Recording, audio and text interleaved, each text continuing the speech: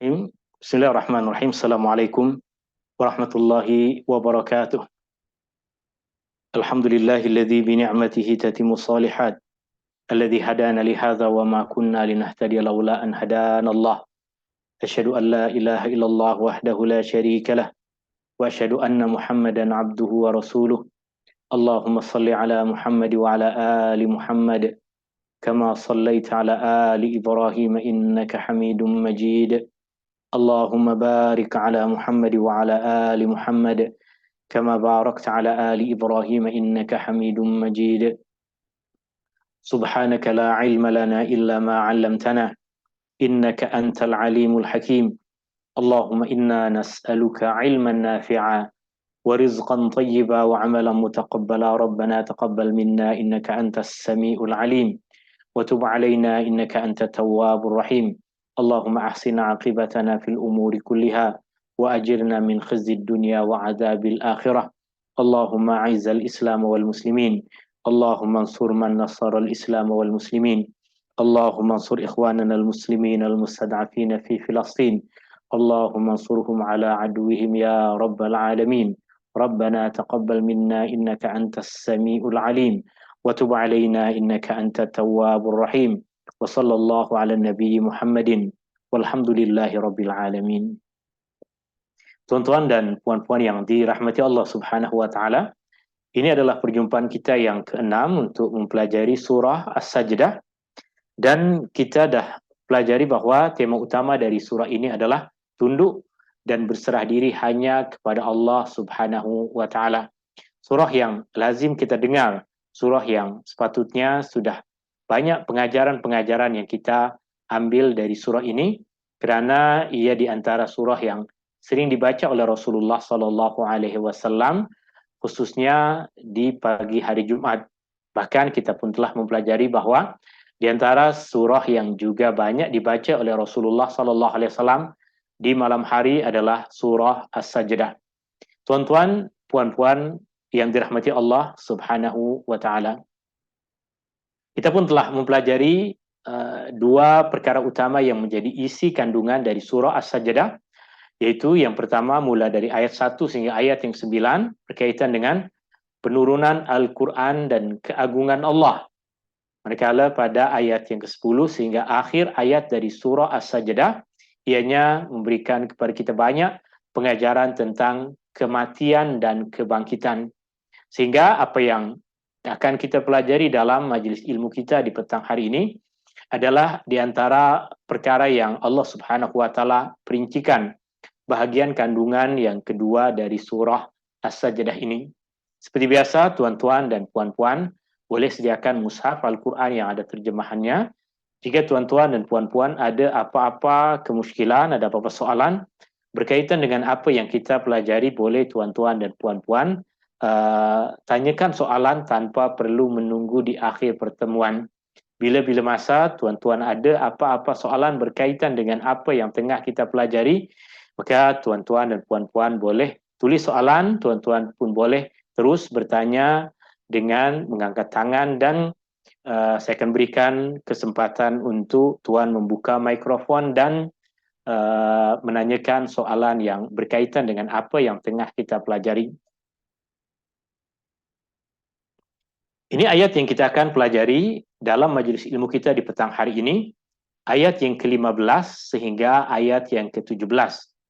Kita baca terjemahan ringkas dari 3 ayat yang mulia ini, baru kemudian kita perincikan kandungan yang ada di dalamnya berasaskan kepada apa yang ditulis oleh Al-Imam Ibnu Katsir dalam tafsirnya. Allah Subhanahu wa taala berfirman, A'udzubillahi minasyaitonir rajim. Innama yu'minu bi ayatina alladhina idza dzukiru biha kharru sujada wa sabbahu bihamdi rabbihim wahum la yastakbirun.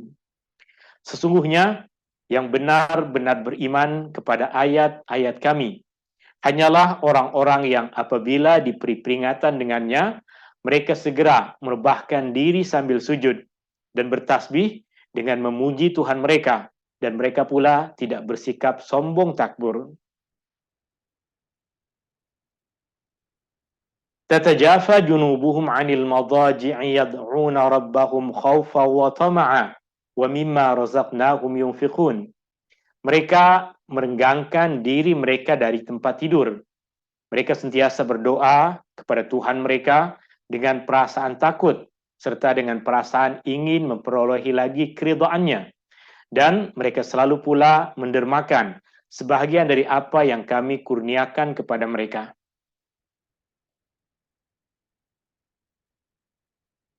Fala ta'lamu nafsum ma ukhfiya lahum min qurrati a'yun jazaa'an bima kanu ya'malun.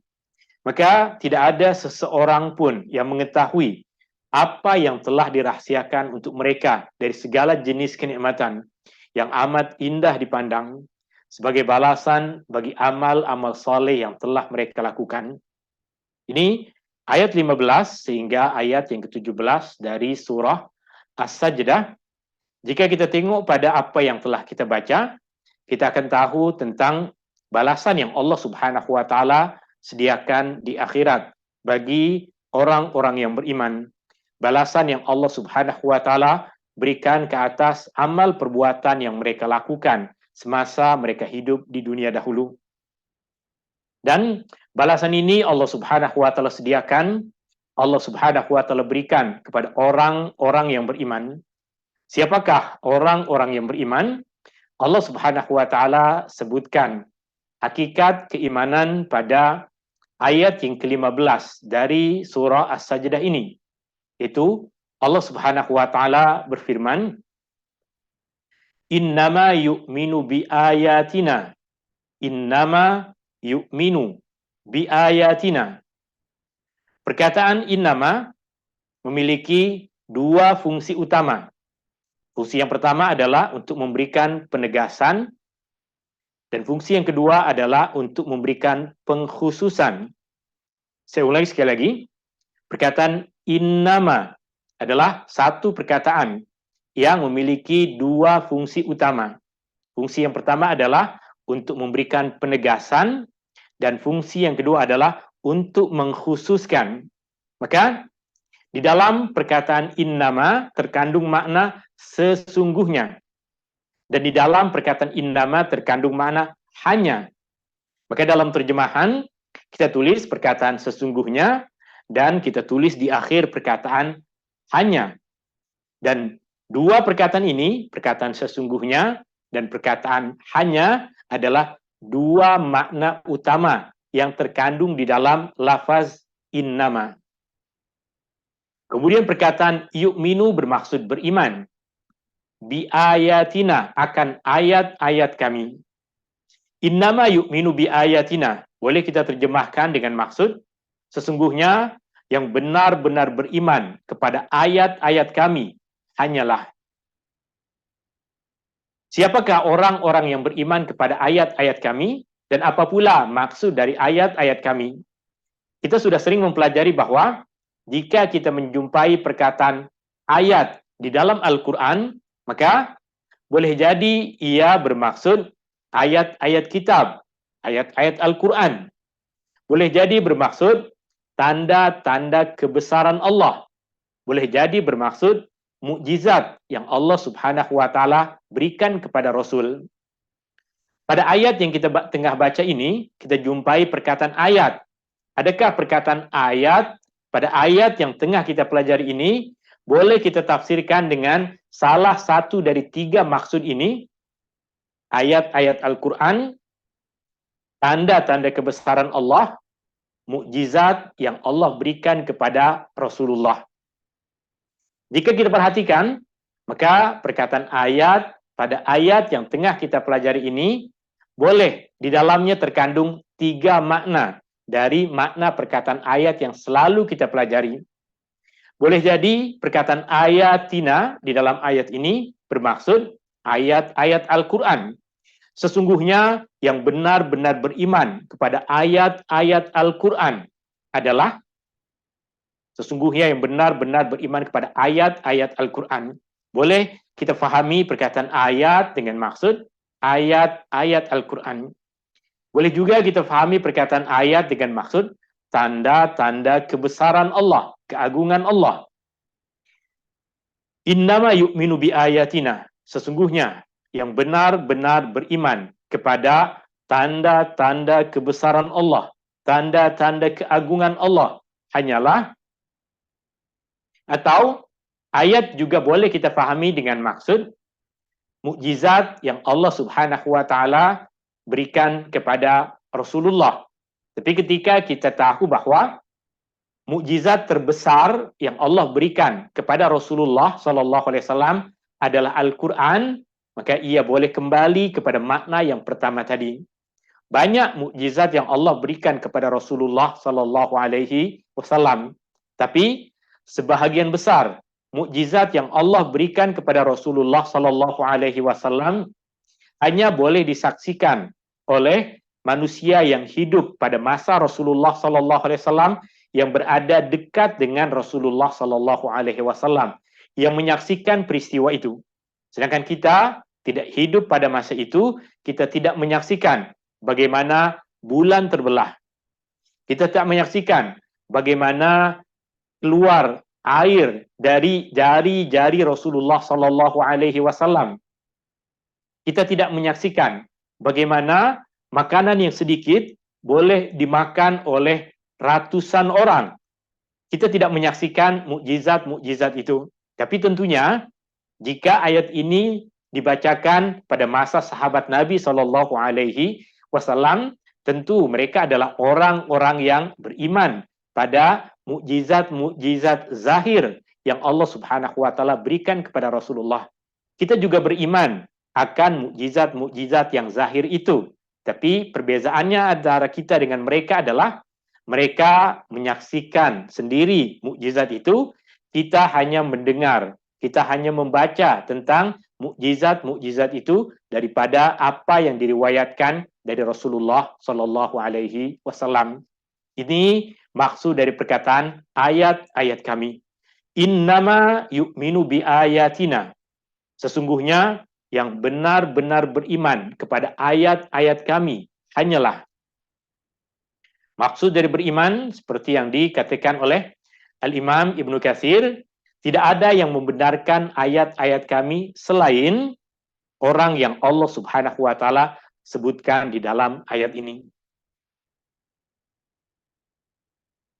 Alladzina idza dzukiru biha kharru sujada. Alladzina, orang-orang yang idza, apabila dzukiru biha, mereka diberikan peringatan akannya. Dzukiru, mereka diberikan peringatan. Biha, akannya, akan ayat-ayat itu. Kharru sujada, mereka segera menundukkan diri. Mereka segera merebahkan diri, sujada, dalam keadaan mereka sujud. Innama yu'minu bi ayatina alladzina idza dzukiru biha kharru sujada. Ini tentunya tuan-tuan dan puan-puan, jika tuan-tuan dan puan-puan perhatikan pada mushaf Al-Qur'an yang ada pada kita akan jumpai pada ayat-ayat yang kita disunahkan untuk sujud, yang dinamakan sebagai ayat-ayat sajdah di dalam Al-Qur'an. Maka kita akan jumpai ada perkataan yang diberikan baris. Seperti yang kita nampak di sini, perkataan kharru sujada. Kita nampak di atas kharru sujada ada baris. Kenapa ada baris seperti itu? Ia hanya memberikan informasi kepada kita, memberikan maklumat kepada kita, memberikan ilmu kepada kita bahwa ia adalah perkataan yang bermaksud sujud. Yang nanti selepas kita sempurna membaca ayat ini, kita disunahkan untuk melakukan satu ibadah yang dinamakan sebagai sujud Al-Quran atau sujud tilawah. Sajdatul Quran atau sajdatul tilawah. Kita boleh namakan ia sebagai sujud Al-Quran, boleh kita namakan dengan sujud tilawah. Sujud Al-Quran, kerana sujud ini berkaitan dengan ayat-ayat Al-Quran. Sujud tilawah, kerana sujud ini berkaitan dengan membaca ayat-ayat tertentu di dalam Al-Quran. Sekali lagi, ia boleh kita namakan sebagai sujud Al-Quran, atau bahasa Arabia sajdatul Quran, atau sajdatut tilawah, sujud Al-Quran, sujud tilawah. Ini pada setiap ayat-ayat Al-Quran yang kita disunahkan untuk melakukan sujud tilawah, kita akan jumpai pada ayat itu atau pada ayat sebelumnya akan ada perkataan yang diberikan baris di atasnya. Baris di atas ayat tersebut membantu kita untuk mengetahui bahwa itu adalah lafaz yang mengisyaratkan kepada kita untuk kita sujud. Tapi bukan kita sujud semasa membaca lafaz itu.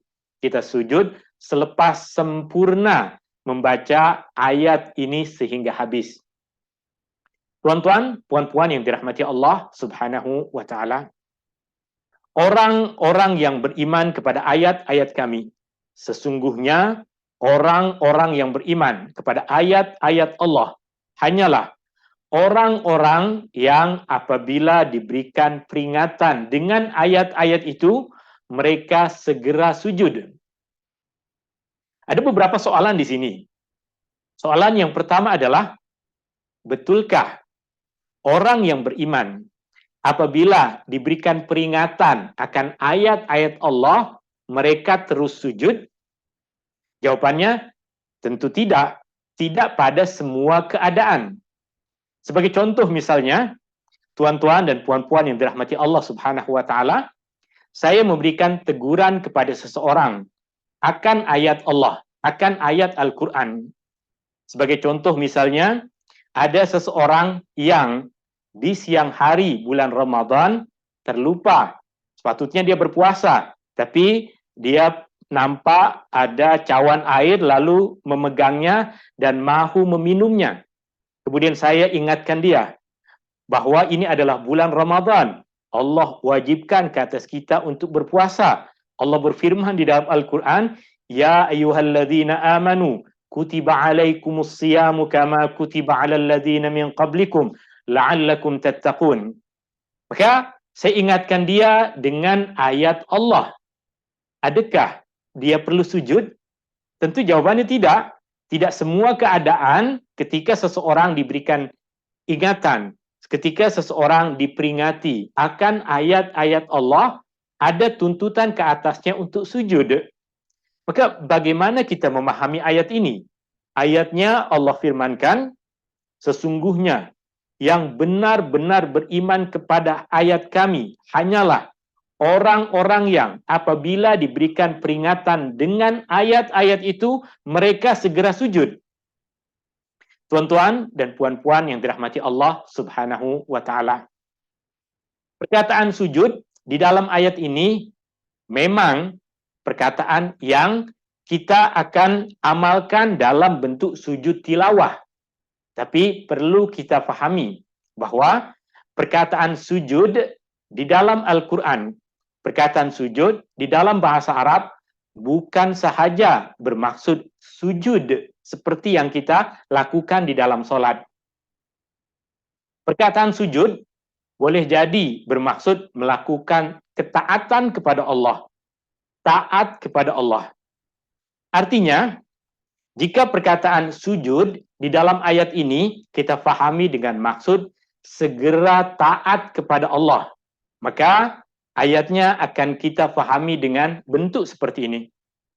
Sesungguhnya yang benar-benar beriman kepada ayat-ayat kami hanyalah orang-orang yang apabila diberi peringatan dengannya, segera taat kepada Allah, segera tunduk kepada Allah, segera ikut apa yang Allah suruh. Maka perkataan sujud di dalam ayat ini difahami dengan dua makna. Makna yang pertama adalah makna yang dengan makna tersebut kita akan sujud selepas membaca ayat ini, yaitu sujud seperti yang biasa kita lakukan. Dan makna yang kedua adalah maksud dari segera sujud, maksud dari tunduk sujud adalah taat kepada Allah, tunduk kepada perintah Allah Subhanahu wa taala. Umar bin Khattab radhiyallahu an, ketika dia menjadi khalifah, tuan-tuan dan puan-puan akan menjumpai Umar bin Khattab yang berbeza dengan Umar bin Khattab sebelum menjadi khalifah. Semasa Rasulullah SAW masih hidup, semasa Abu Bakar menjadi khalifah, tuan-tuan dan puan-puan akan melihat Umar bin Khattab dengan kepribadian yang berbeza ketika Umar bin Khattab menjadi khalifah. Ketika Rasulullah SAW masih hidup, Umar bin Khattab terkenal sebagai orang yang tegas, memang sentiasa tegas, tapi mudah marah. Mudah marah. Mudah marah maksudnya, jika ada seseorang melakukan kesilapan, sama ada mulut dia ataupun perbuatan dia, akan mudah untuk memberikan respon dengan emosi yang besar ke atas perkara yang terjadi di hadapannya. Ini ketika Rasulullah masih hidup, ketika Abu Bakar masih menjadi khalifah, ketika Umar bin Khattab radhiyallahu an masih berada di bawah kepemimpinan Rasulullah SAW dan Abu Bakar. Tapi ketika Umar bin Khattab radhiyallahu an menjadi khalifah, tuan-tuan dan puan-puan akan jumpai seorang pribadi yang lembut. Seorang pribadi yang memang tegas, tetapi ketegasan dia tidak sama seperti pada masa Rasulullah SAW hidup, tidak sama seperti masa Abu Bakar masih hidup. Abu Bakar As-Siddiq radhiyallahu an masih hidup. Umar bin Khattab mengatakan, dulu masa Rasulullah SAW, Umar bin Khattab merasa masih ada orang yang akan mengawal dia, masih akan ada orang yang akan menegur dia semasa Rasulullah hidup, semasa Abu Bakar masih hidup. Tapi ketika Umar bin Khattab radhiyallahu an menjadi khalifah, maka dia menjadi satu-satunya orang yang ada kuasa ke atas dirinya untuk kawal emosi yang ada padanya. Maka ini banyak terjadi di dalam kehidupan Umar bin Khattab radhiyallahu an. Semasa Umar bin Khattab radhiyallahu an menjadi khalifah, dia menjadi satu pribadi yang banyak perbezaan antara keadaan masa Rasulullah masih hidup dengan masa ketika Umar bin Khattab radhiyallahu an menjadi khalifah. Sebagai contoh misalnya, dalam satu majlis di mana Umar bin Khattab radhiyallahu an menjadi khalifah dan tengah berhimpun dengan beberapa orang sahabat yang senior. Datang seseorang ke dalam majlis tersebut tanpa mengucapkan salam, terus berkata kepada Umar bin Khattab radhiyallahu an, Ibn al-Khattab, wahai Ibn al-Khattab. Bayangkan seorang pemimpin terbesar dalam Islam berada di dalam satu majlis, berhimpun dengan orang-orang besar. Datang seseorang tanpa mengucapkan salam dan memanggil Umar bin Khattab radhiyallahu an bukan dengan panggilan kehormatan seperti yang biasa digunakan oleh para sahabat ketika memanggil pemimpin mereka. Mereka selalu memanggil Umar bin Khattab radhiyallahu an dengan panggilan Ya Amirul Mukminin. Tapi orang ini datang dalam keadaan marah dan memanggil Umar bin Khattab radhiyallahu an dengan memanggil nama bapak dia, Ya Ibn al-Khattab. Maka orang nampak muka Umar bin Khattab memerah, menahan marah. Dan seketika itu juga seorang sahabat mendekati Umar bin Khattab radhiyallahu an dan membacakan firman Allah Subhanahu wa taala. Khudhil afwa wa'mur bil 'urfi wa'rid 'anil jahilin. Allah Subhanahu wa taala berfirman, berikanlah kemaafan dan perintahlah untuk melakukan perkara yang baik dan berpalinglah dari orang-orang yang jahil. Maka ketika mendengar ayat Allah Subhanahu wa taala dibacakan kepada Umar bin Khattab radhiyallahu an, Umar bin Khattab radhiyallahu an terus tunduk. Umar bin Khattab radhiyallahu an terus boleh kawal emosi dia. Umar bin Khattab radhiyallahu an boleh terus menenangkan diri dia karena Allah suruh dia untuk memberikan kemaafan. Khuzil afwa, berikanlah kemaafan kepada orang yang telah melakukan perkara itu. Maka terus, selepas dibacakan ayat Allah, Umar terus tenang. Umar terus bertukar keadaan. Tentu peristiwa seperti ini pernah juga kita dengar, saksikan pada hari kematian Rasulullah SAW, di mana Umar bin Khattab pun pernah mengatakan bahwa siapa yang mengatakan Rasulullah mati, biar aku penggal kepalanya. Dia tidak mati, dia tengah pergi berjumpa dengan Allah dan akan kembali selepas 40 hari. Itu yang Umar fikir pada masa itu dan itu yang Umar katakan. Tapi kemudian Abu Bakar datang kepada Umar dan membacakan firman Allah Subhanahu wa taala, "Wa ma Muhammadun illa rasul. Qad khalat min qablihi rusul." Muhammad hanya seorang rasul, telah berlalu rasul-rasul sebelumnya. Afa immata au qutilan qalabtum ala aqabikum. Adakah apabila Muhammad mati, kamu semua akan berpaling dari apa yang dibawa olehnya, dari kebenaran yang dibawa oleh Muhammad sallallahu alaihi wasallam? Maka mendengar ayat yang dibacakan oleh Abu Bakar As-Siddiq radhiyallahu an, Umar pun terus tenang. Artinya, orang-orang yang beriman, ketika dibacakan kepada mereka ayat-ayat Allah, maka mereka tahu bagaimana bersikap terhadap ayat-ayat Allah Subhanahu wa taala tersebut. Ini makna dari perkataan sujud. Dua makna dari perkataan sujud di dalam ayat ini. Makna yang pertama adalah sujud seperti yang kita lakukan dalam sholat, dan itu makna zahir yang terkandung di dalam ayat ini, di mana ia menjadi sebab untuk kita disunahkan melakukan sujud tilawah. Dan makna yang kedua adalah segera taat kepada Allah, segera dengar apa yang Allah suruh, segera dengar apa yang Allah larang, dan taat kepada Allah Subhanahu wa taala. Kita tengok Al-Imam Ibnu Katsir rahimahullahu taala, beliau berkata, maksud dari perkataan sujud di dalam ayat ini adalah mendengar dan taat. Mendengar ayat-ayat Allah dan segera taat. Karena tidak semua peringatan-peringatan yang kita baca dari Al-Quran, peringatan-peringatan yang kita dengar dari Al-Quran menuntut kita untuk segera sujud. Tapi semua peringatan-peringatan yang ada dalam Al-Quran menuntut kita untuk segera mendengar dan taat. Sami'na wa ata'na. Sama ada melalui perkataan ataupun melalui perbuatan. Ini maksud dari ayat yang tengah kita baca ini, bahwa perkataan sujud boleh kita pahami dengan maksud sujud seperti yang kita lakukan di dalam sholat, dan itu berkaitan dengan hukum hakam sujud tilawah yang nanti kita akan sedikit perincikan. Dan makna yang kedua, inilah makna yang dipilih oleh Al-Imam Ibnu Katsir untuk mentafsirkan ayat ini, yaitu mendengar dan taat. Segera dengar apa yang Allah firmankan, segera taat kepada Allah Subhanahu wa taala. Alladzina idza dzukiru biha kharru sujada.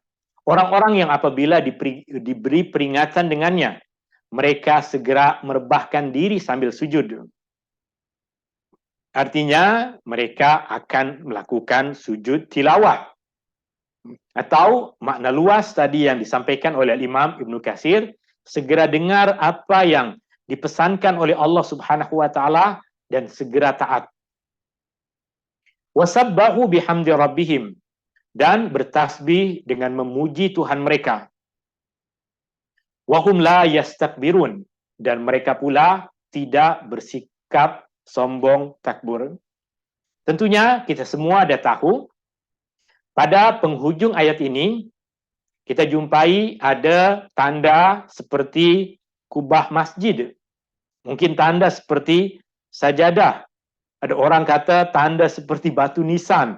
Apapun nama yang tuan-tuan dan puan-puan sebutkan, jika kita jumpa tanda seperti ini di dalam Al-Quran, maka ia menunjukkan bahwa ia adalah ayat yang kita disunahkan untuk sujud ketika membacanya. Dan beberapa perkara yang berkaitan dengan hukum hakam sujud tilawah.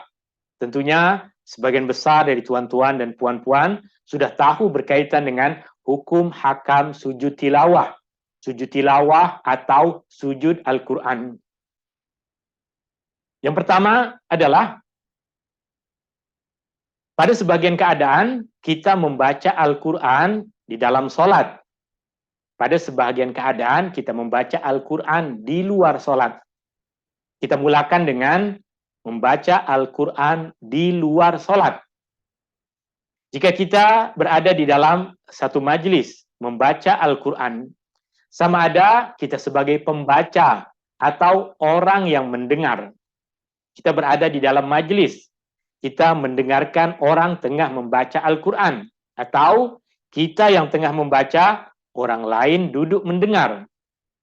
Maka apabila kita telah sampai kepada ayat sajdah, mana-mana ayat sajdah, sebagai contoh misalnya ayat yang ke-15 dari surah As-Sajdah ini, maka disunahkan untuk kita melakukan sujud tilawah. Cara yang paling mudah untuk melakukan sujud tilawah.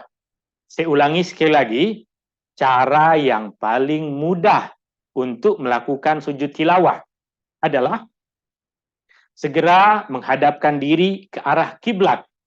Segera menghadapkan diri ke arah kiblat. Karena masa kita membaca Al-Quran atau masa kita tengah duduk mendengarkan bacaan Al-Quran, boleh jadi kita tengah tidak menghadap ke arah kiblat. Maka cara yang paling mudah adalah segera menghadap ke arah kiblat. Sama ada dalam keadaan duduk atau berdiri. Kita tengah duduk tidak menghadap ke arah kiblat, segera duduk menghadap ke arah kiblat. Kita tengah berdiri bukan menghadap ke arah kiblat, segera berdiri menghadap ke arah kiblat. Kemudian niat dalam hati untuk melakukan sujud tilawah.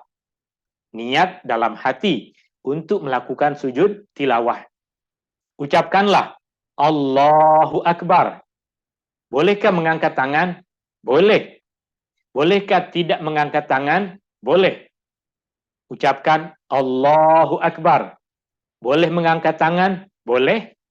Tak mengangkat tangan? Boleh. Ucapkan Allahu Akbar dan segera sujud. Dalam sujud, boleh membaca apa-apa zikir. Dalam sujud, boleh membaca apa-apa doa. Boleh kita membaca Subhana Rabbiyal A'la. Boleh kita membaca Subhana Rabbiyal A'la wa bihamdi. Maka, jika kita dah sempurna sujud, kita boleh bangkit dari sujud dengan mengucapkan Allahu Akbar dan selesai. Itu cara paling mudah untuk melakukan sujud tilawah di luar salat. Itu cara yang paling mudah untuk melakukan sujud tilawah di luar salat. Saya ulangi sekali lagi. Menghadap ke arah kiblat. Niat dalam hati untuk melakukan sujud tilawah. Ucapkan Allahu Akbar. Segera sujud.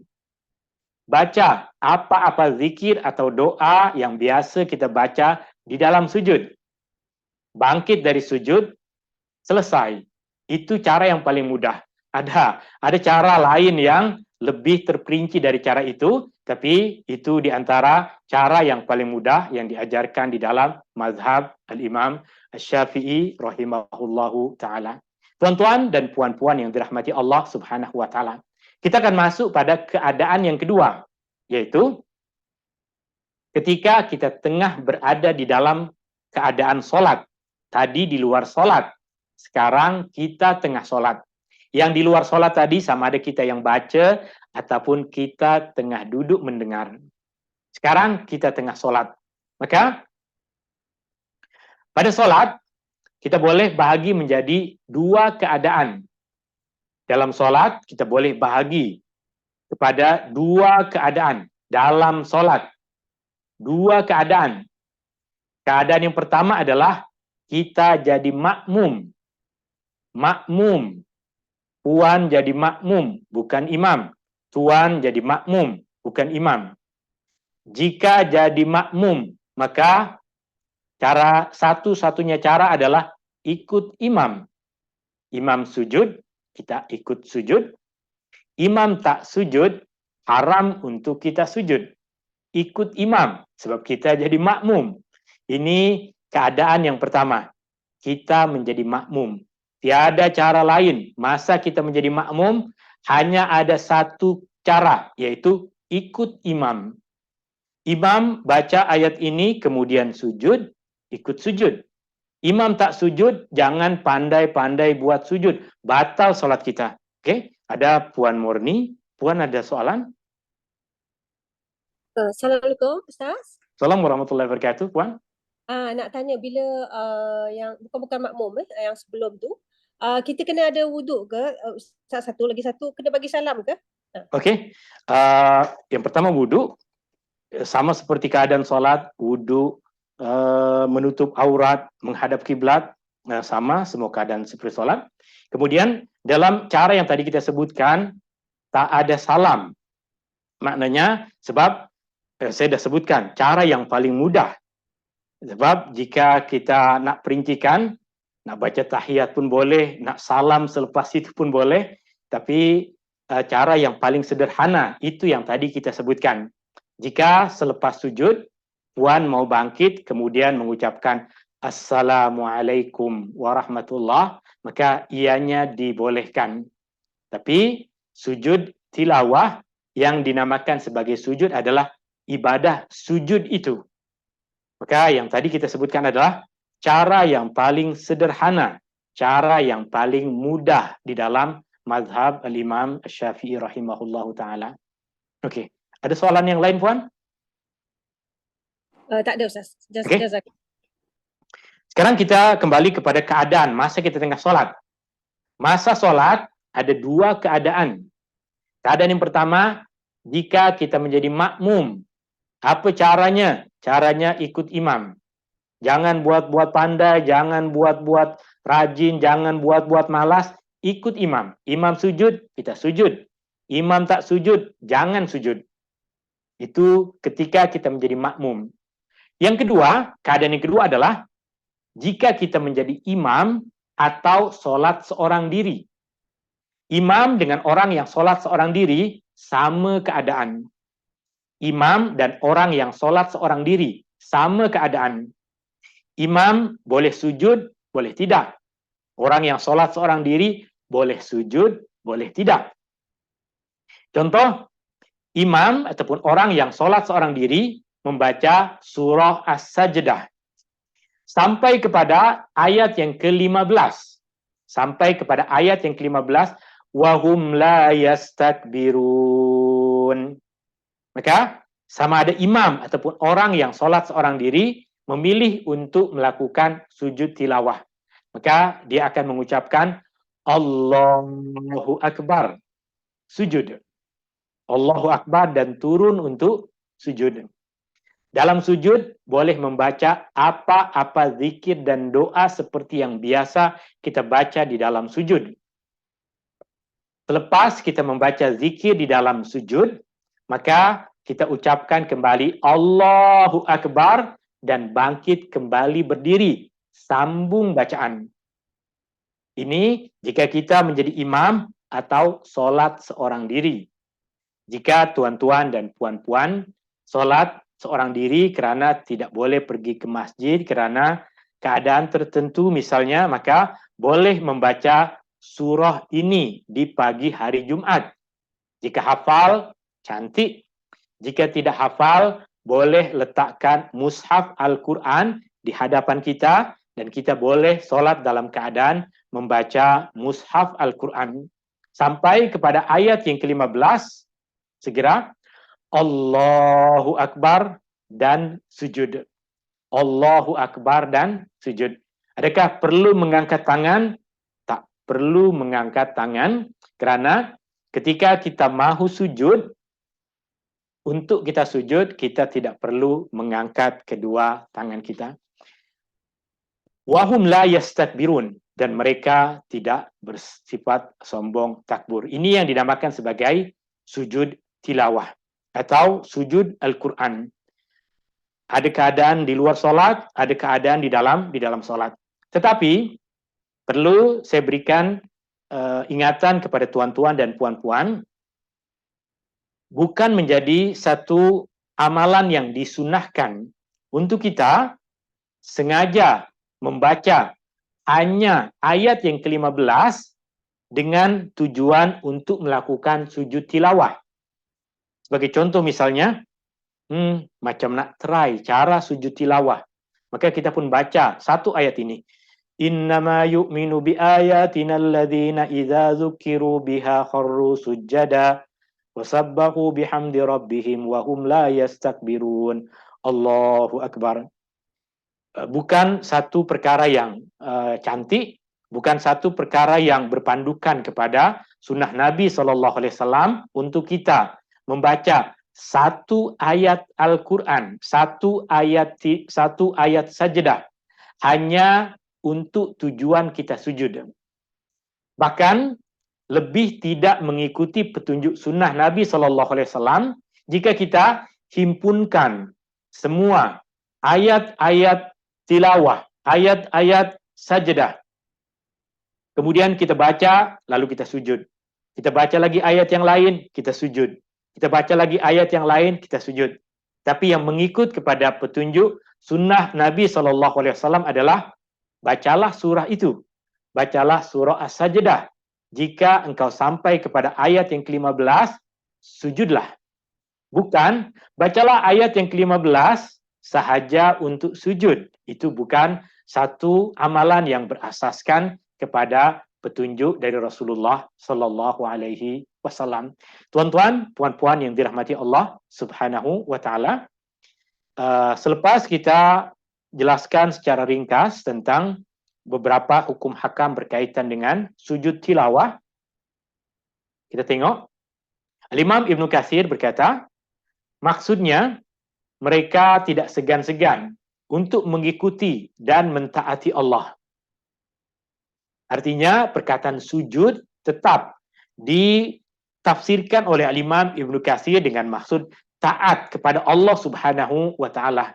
Seperti yang tadi kita sebutkan, kerana tidak semua peringatan Al-Quran menuntut kita untuk sujud. Tapi semua peringatan dalam Al-Quran menuntut kita untuk taat kepada Allah. Maka perkataan sujud di dalam ayat ini ditafsirkan oleh Imam Ibn Katsir dengan makna yang lebih luas, yaitu sujud dengan makna taat, ikut, turut kepada perintah Allah Subhanahu Wa Taala. Bukan seperti yang dilakukan oleh orang-orang yang jahil, dari kalangan orang-orang yang tidak beriman, dari kalangan orang-orang yang durhaka, di mana jika mereka diberikan ingatan akan ayat-ayat Allah, mereka tidak mahu mendengar. Jika diberikan peringatan akan ayat-ayat Allah, mereka mentertawakan. Jika diberikan peringatan akan ayat-ayat Allah, justru mereka melakukan perkara yang bercanggahan, perkara yang bersalahan dengan apa yang diperintahkan oleh Allah Subhanahu Wa Taala. Sedangkan kita, innama yu'minu bi ayatina, orang-orang yang beriman kepada ayat-ayat Allah. Apabila mereka diberikan peringatan, diberikan teguran untuk kepada ayat-ayat Allah, maka mereka akan segera ikut, mereka akan segera taat. Sami'na wa ata'na. Maka tuan-tuan dan puan-puan yang dirahmati Allah Subhanahu Wa Taala, jika kita tengah melakukan sesuatu, kemudian ada orang memberikan teguran kepada kita dengan dia mengatakan bahwa tuan, puan maaf, tuan silap, puan silap. Allah suruh kita untuk buat macam ini. Allah larang kita untuk buat macam ini. Maka tuan-tuan dan puan-puan yang dirahmati Allah Subhanahu Wa Taala, adab kita ikut kepada ayat ini adalah siapa sahaja yang memberikan kepada kita peringatan akan ayat-ayat Allah, akan ayat-ayat Al-Quran, akan petunjuk dari Allah, petunjuk dari Rasulullah, maka kita segera taat. bukan bermaksud semua teguran orang mesti kita ikuti. Tapi kita kena hormat kepada ayat Al-Quran yang dia bawakan. Kita mesti hormat kepada petunjuk Nabi yang dia bawakan. Boleh jadi dia yang tersilap. Sebagai contoh misalnya, tuan-tuan dan puan-puan yang dirahmati Allah, puan solat di dalam surau, di dalam masjid. Kemudian puan sujud dengan satu keadaan yang salah. Puan sujud dengan bentuk yang tidak betul. Tapi puan melakukan perkara itu sebab kaki tengah sakit. Kenapa puan sujud macam orang sujud tak betul? Sebab kaki tengah sakit. Datang orang memberikan teguran dan mengatakan, puan sujud tadi tak betul.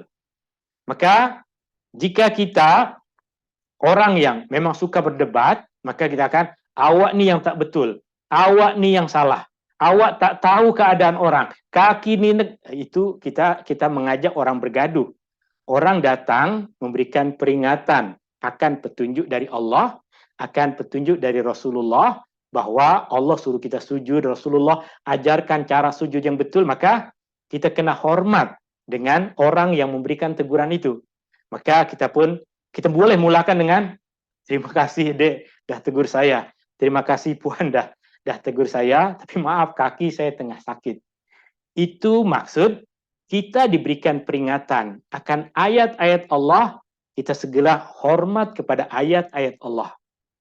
Meskipun orang yang tegur dalam keadaan contoh tadi, dia memang yang silap. Dia yang tak tahu keadaan kita. Dia tak tahu bahwa apa yang kita lakukan justru yang betul. Jangan kita melawan, jangan kita tolak nasihat dan teguran dari orang lain, khususnya yang membawakan ayat-ayat Allah, yang membawakan petunjuk dari Rasulullah Sallallahu Alaihi Wasallam, tentunya selagi dia memberikan teguran dengan cara yang baik, selagi dia memberikan teguran dengan cara yang sopan. Tuan-tuan, puan-puan yang dirahmati Allah Subhanahu wa taala. Itu innama yu'minu bi ayatina alladzina idza dzukiru biha kharru sujada wasabbahu bihamdi rabbihim wa hum la yastakbirun. Jangan sombong. Jangan terus kita lawan dia. Awak pun sujud tak betul, nak mengajar saya pula. Awak pun duduk tak betul, itu namanya kita sudah, orang berikan peringatan kepada kita hadapi dengan sombong. Itu tidak sesuai dengan ayat ini. Maknanya pengajaran yang paling besar bagi ayat ini yang boleh kita tulis sekarang adalah ayat ini mengajarkan kita untuk menghormati semua peringatan dari orang lain. Peringatan akan Al-Quran, akan petunjuk dari Rasulullah Sallallahu Alaihi Wasallam. Jangan hadapi peringatan tersebut dari orang lain dengan sifat sombong dari diri kita. Wallahu ta'ala a'la wa a'lam. Kita masuk pada ayat yang ke-16. Allah Subhanahu wa taala berfirman, "Tatajafa junubuhum 'anil madaji'." Perkataan al-madaji' bermaksud tempat-tempat tidur. Perkataan al-madaji' bermaksud tempat-tempat berbaring. Tempat-tempat tidur, tempat-tempat berbaring, tempat-tempat rehat. Al-madaji'. Perkataan ini bukan lagi menjadi perkataan yang digunakan oleh orang Arab dalam pertuturan mereka sehari-hari, bahkan boleh jadi sebahagian orang Arab akan memahami makna yang tak berapa elok jika mendengar perkataan al-madaji ini. Ia bermaksud tempat tidur, tempat berbaring, tempat rehat. Tatajafa bermaksud menjauh. Tatajafa bermaksud menjauh. Junub, perkataan junub bermaksud bahagian tepi dari tubuh badan kita. Junub maksudnya bahagian tepi dari tubuh badan kita. Kebiasaannya orang Arab dahulu seperti juga Rasulullah Sallallahu Alaihi Wasallam tidur dalam keadaan mengiring. Maka bahagian yang paling rapat dengan tempat tidur adalah bahagian tepi tubuh badan. Kerana lazimnya Rasulullah dan kebanyakan orang dahulu tidur dalam keadaan mengiring ke tepi. Sehingga ketika dikatakan bahagian tepi tubuh badan mereka jauh dari tempat tidur, itu diungkapkan dengan tatajafa junubuhum anil madaji'. Tatajafa junubuhum anil madaji'. Mereka merenggangkan diri dari tempat tidur. Sebenarnya bukan merenggangkan diri, sebenarnya bermaksud bahagian tepi tubuh badan mereka jauh dari tempat tidur. Dan ia adalah satu bahasa kiasan untuk mengungkapkan makna yang lain. Artinya, apa yang disebutkan di dalam ayat ini, ia ditafsirkan dengan dua tafsiran utama. Tafsiran yang pertama adalah orang yang di malam hari mereka menghidupkan malam dengan qiyamul lail. Atau orang yang sentiasa pada solat di malam hari, solat maghrib, solat isya, dan solat subuh, sentiasa menunaikannya dengan sempurna secara berjamaah. Ini lebih kurang dua makna yang diriwayatkan oleh Al-Imam Ibnu Katsir berkaitan dengan perkara ini. Di mana makna yang pertama yang disebutkan oleh Imam Ibnu Katsir adalah yang dimaksudkan ialah mereka sentiasa melakukan qiyamul lail atau apa-apa solat sunnah pada malam hari. Bukan bermaksud tubuh badan mereka jauh dari tempat tidur, mereka pergi ke kedai minum kopi. Tapi maksud jauh di sini adalah jauh untuk melakukan qiyamul lail atau melakukan apa-apa solat sunnah di malam hari. Dan makna yang kedua, ini diriwayatkan dari Anas bin Malik radhiyallahu an. Maksudnya adalah menunggu masuknya waktu solat isya. Artinya, mereka solat maghrib berjamaah di masjid. Kemudian duduk di masjid sehingga datang waktu solat isya. Dan solat isya berjamaah di masjid. Maka pada tempoh masa itu, tubuh badan mereka jauh dari tempat tidur. Mereka solat maghrib di masjid dan duduk di masjid, berzikir, berdoa, hadir dalam majelis ilmu sehingga masuk waktu solat isya dan solat isya. Demikian juga menunggu masuknya waktu subuh untuk solat subuh berjamaah. Ini dua makna berkaitan dengan tatajafa junubuhum anil madaji'. Ad-Dhahhak mengatakan yang dimaksud ialah mengerjakan solat isya dan subuh berjamaah. Ini seperti yang tadi kita sebutkan, ada makna berkaitan dengan qiyamul lail, solat malam, dan ada makna yang berkaitan dengan solat maghrib, isya, dan subuh secara berjamaah. Yad'una rabbahum khawfan wa tama'a. Yad'una, mereka sentiasa berdoa, sentiasa menyeru rabbahum, Tuhan mereka. Mereka sentiasa berdoa kepada Allah. Khaufan, dengan rasa takut. Takut amal ibadah mereka ditolak oleh Allah, takut akan dosa-dosa yang telah mereka lakukan, takut akan azab dan murka Allah. Wa tama'an, dan mereka tamak. Wa tama'an, dan mereka tamak, mengharap lebih, mengharap lagi kurnia dari Allah, mengharap lagi pahala dari Allah, mengharap lagi kemurahan dari Allah. Artinya, dalam berdoa, kita boleh berdoa kerana takut, kita boleh berdoa kerana tamak, boleh. Tuan-tuan dan puan-puan, dah banyak simpanan uang, dah banyak simpanan duit. Tuan-tuan dan puan-puan boleh berdoa kepada Allah, ya Allah, tambahkanlah rizkiku. Tamak betul, boleh berdoa dengan tamak kepada Allah. jika yang kita harapkan adalah Allah. Kita boleh tamak dalam berdoa kepada Allah. Tak rasa puas ke dengan semua yang Allah berikan ini? Kita sentiasa bersyukur. Tapi masa kita berdoa, ya Allah tambahkan lagi. Ya Allah tambahkan lagi. Itu maksud tamak. Itu maksud kita tamak kepada keredaan Allah. Tamak akan kurnia dari Allah. Tamak akan limpahan kelebihan kurnia dari Allah Subhanahu wa taala. Wa mimma razaqnahum yunfiqun. Dan mereka pula sentiasa mendermakan dari apa yang kami kurniakan kepada mereka. Maka di dalam ayat ini Allah Subhanahu wa taala menggabungkan antara taqarrub yang mereka lakukan. Taqarrub adalah amal ibadah untuk mendekatkan diri kepada Allah, yang membawa kepada kebaikan untuk diri sendiri dan membawa kebaikan untuk orang lain. Berdoa boleh membawa kepada kebaikan diri sendiri, boleh membawa kebaikan untuk orang lain. Bersedekah boleh memberikan kebaikan bagi diri kita sendiri, boleh memberikan kebaikan juga untuk orang lain. Kemudian Al-Imam Ibnu Katsir kongsikan kepada kita satu hadis yang panjang.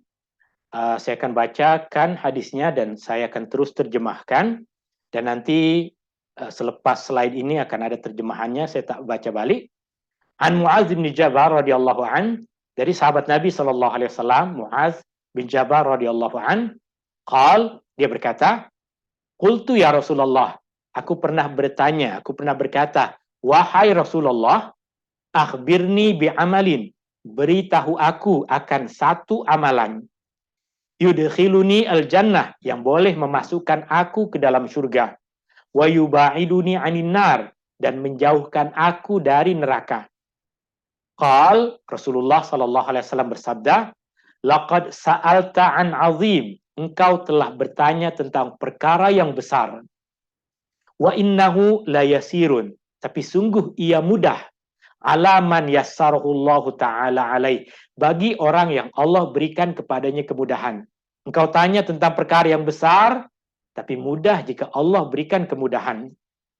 Ta'budullah, engkau beribadah kepada Allah. La tusyriku bihi syai'a, engkau tidak menyekutukan dia dengan sesuatu apapun. Wa tuqimus salah, engkau dirikan salat. Wa tu'tiyaz zakah, engkau tunaikan zakat. Wa tasumu Ramadan, engkau berpuasa pada bulan Ramadan. Wa tahujjul bait, engkau pergi haji ke rumah Allah. Tsumma kemudian Rasulullah sallallahu alaihi wasallam bersabda, ala adulluka ala abwabil khair, mahukah kamu aku tunjukkan pintu-pintu kebaikan? Apa pintu-pintu kebaikan? Rasulullah mengatakan, as-saumu junnah, puasa adalah perisai. Puasa adalah perisai, pelindung. Puasa adalah perisai, pelindung. Sama ada pelindung kita di dunia daripada melakukan perbuatan-perbuatan keji, ataupun pelindung kita dari api neraka kelak. Was-sadaqatu tudfi'ul khati'ata kama yudfi'ul ma'un nar. Sedekah memadamkan dosa sebagaimana air memadamkan api. Sedekah memadamkan dosa sebagaimana air memadamkan api. Wasolatul rajul, juga di antara pintu kebaikan adalah seseorang salat fi jaufil lail, di malam hari.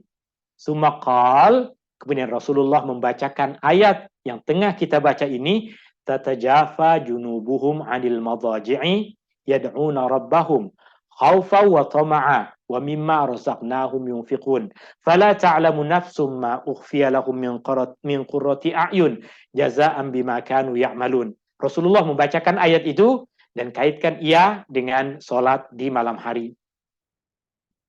Sumaqal, kemudian Rasulullah sallallahu alaihi wasallam bersabda, ala ukhbiruka bi ra'sil amr wa amudihi wa dhirwata sanamihi, mahukah kamu aku beritahu tentang kepala dari segala urusan, tiangnya dan kemuncaknya. Kemudian Mu'az berkata, ya, aku mahu ya Rasulullah.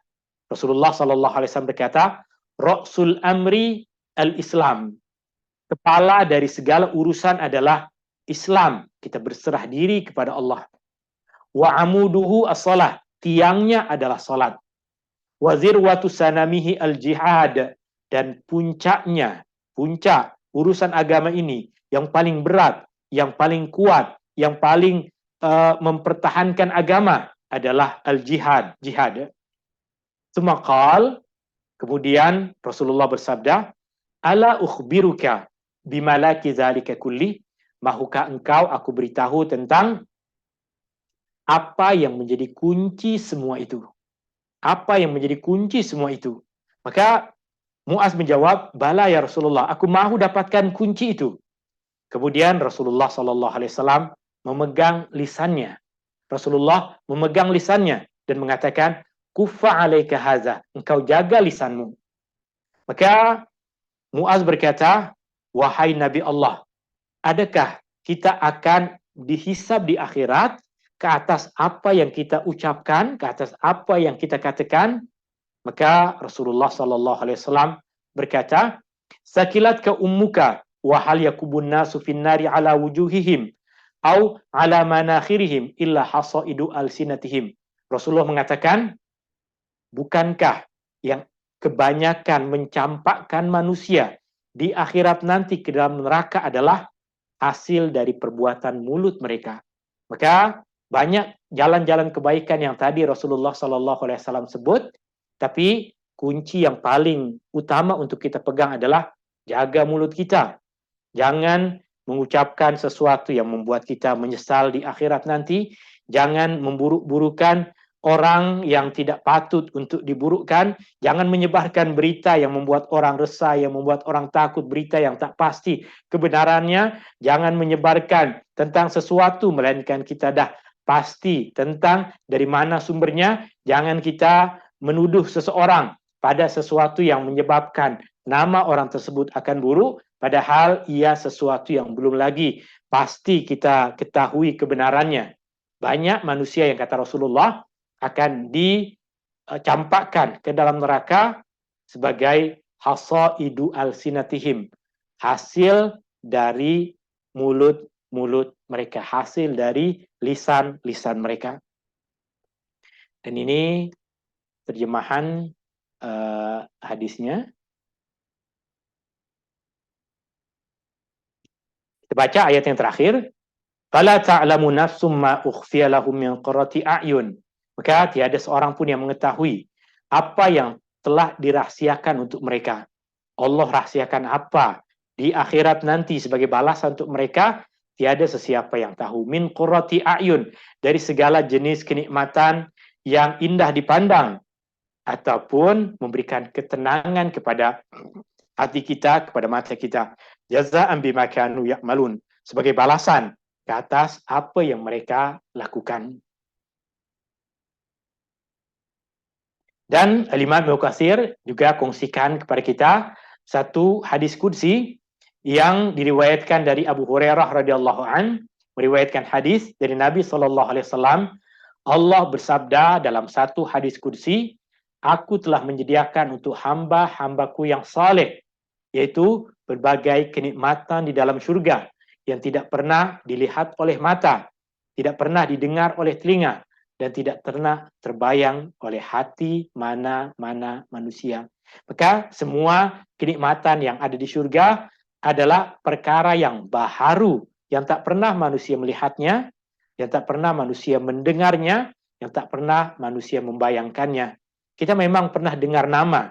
Allah sebutkan di surga ada sungai, ada arak, ada susu, ada katil, ada pokok. Tapi itu hanya satu gambaran untuk kita tahu bahwa ada balasan akhirat. Hakikatnya, seperti yang Allah firmankan di dalam hadis qudsi ini, yang Allah sediakan, mata tak pernah melihat, telinga tak pernah mendengar, dan hati manusia manapun tak pernah membayangkannya. Semoga kita mendapatkan hadiah yang Allah Subhanahu wa taala rahsiakan itu. Hadani Allah wa iyyakum ajmain. Ini yang boleh saya kongsikan dalam majlis ilmu kita di petang hari ini. Semoga ada kebaikan yang kita dapatkan. Hadani Allah wa iyyakum ajmain. Sebelum kita tutup, ada apa-apa soalan yang tuan-tuan dan puan-puan nak tanyakan? Banyak pengajaran yang tadi kita dah pelajari. Mungkin di antara yang kita ringkaskan adalah segeralah lakukan kebaikan selagi Allah berikan kesempatan. Jika Allah berikan kepada kita peringatan, maka sami'na wa ta'ana, segera ambil kesempatan. Yang kedua, di akhirat Allah sediakan balasan yang tidak pernah terbayang oleh manusia. Hadani Allah wa iyyakum ajma'in. Subhanakallahumma wa bihamdika asyhadu an la ilaha illa anta astaghfiruka wa atubu ilaik. Syukran. Assalamualaikum warahmatullahi wabarakatuh. Syukran. Assalamualaikum warahmatullahi wabarakatuh.